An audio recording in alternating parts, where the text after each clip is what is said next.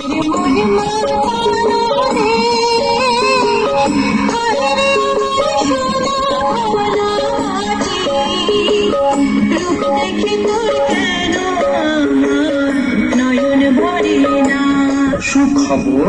সুখবর, সুখবর, চাষি ভাইদের জন্য বিরাট সুখবর।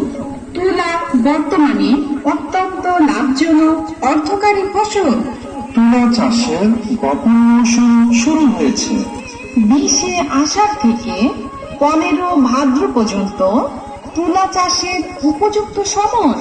তবে সঠিক পরিচর্যা ও সঠিক জাত নির্বাচন করে 30 ভাদ্র পর্যন্ত তুলা চাষ করা যায়।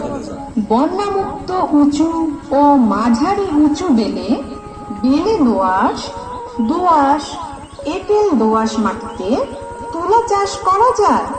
মরিচ, হলুদ, প্রচুর জমিতে ও নতুন বাগানে তুলা চাষ করা যায়।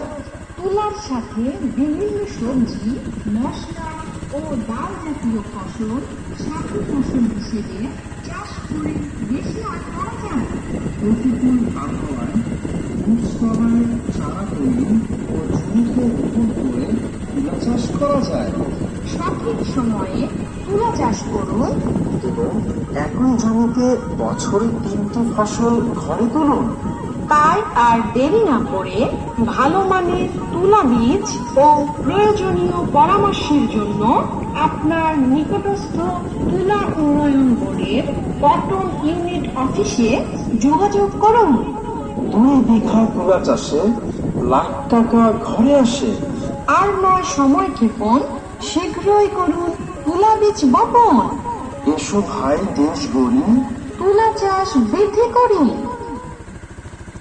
হায় রে আমার মনে